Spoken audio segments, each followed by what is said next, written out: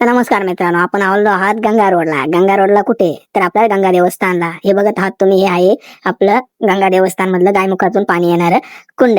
त्याच्यानंतर हा आहे आपला भाऊ गणेश भाऊ देशमुख. असा भावा. तर आपण आता पुढे जाऊन बघू. तर बघा कसं आहे पाणी. आणि हे जे मंदिर बघत आहात तुम्ही, हे आहे जुनं मंदिर. हे जुनं मंदिर आहे आणि ह्या बाजूला आहे नवीन मंदिर. नवीन मंदिर कसं भावा, एकदम झाकास ना. बोल शंकर भगवान की जय. बघ कसं आहे, गोमुखातून पाणी येणार आपल्या भोले बाबा. आता आपण घेणार आहे मंदिरात दर्शन. तर मंदिरात लागलेली आहे लाईन. ही लाईन बघा कशी लागलेली भाऊ. व्ह्यू कसा आहे बघून घे भाऊ. मंदिर कसं आहे जुनं.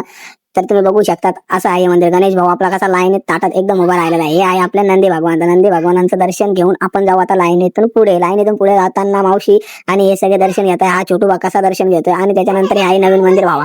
हे नवीन मंदिर हे आता बांधलेलं. व्ह्यू बघा कसा, बसण्याचा पॉईंट, लाईन. त्याच्यानंतर जेव्हा तुम्ही येऊ शकतात तर खूप मन प्रसन्न जागा आहे. हे आपलं आहे जुनं मंदिर. जुनं मंदिरात पण खूप भारी जागा आहे, खूप भारी आहे. आपली महादेवाची पिंड. आता बघू शकता तुम्ही किती गर्दी आहे. सध्या तर गर्दी नाही, अजून थोडीशी. पहिला समोर तुम्हाला अभिषेक वगैरे करायचा असेल तर इथं अभिषेक पण करतात भावा. रुद्र अभिषेक बघा, अभिषेक चालू आहे. त्याच्यानंतर इथं सेटअप लावलेला आहे. त्याच्यानंतर इथं पिंड ठेवलेली आहे. सगळेजण पिंड जातात. आता इथं रुद्र अभिषेक चालू आहे महादेवाचा. आता बघू शकता ही पिंड कशी ठेवलेली आहे.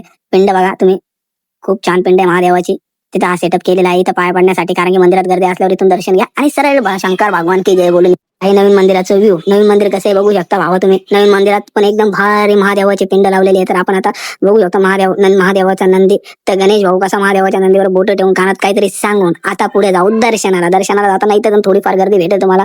तर हे आहे आपले गणपती बाप्पा आणि हे आहे महादेवाची बारीक पिंड. आणि त्याच्यानंतर आपण मध्ये गेल्याच्या नंतर तर मध्ये बघू शकतात तुम्ही आईचं मंदिर, पार्वती माता. त्याच्यानंतर महादेवाचं इथे केलेलं शिवपिंड आणि गणेश भाऊ दर्शनाची धडपड करत इकडून जागा तिकडून जागा. बघ तिला स्वामी समर्थांचं पण मठ आहे, खूप छान मठ आहे. बघा इथे स्वामी समर्थांचा फोटो बघू शकतात तुम्ही. पाठीमागे आहे वडाचं झाड. त्याच्यानंतर तुम्ही व्ह्यू बघू शकता, हे आहे भद्रा मारुती.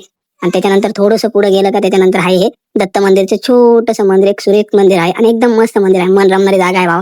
तर नक्की इथे व्हिजिट करा, खूप भारी आहे. शहापूरमध्ये दर्शनाला नक्की या.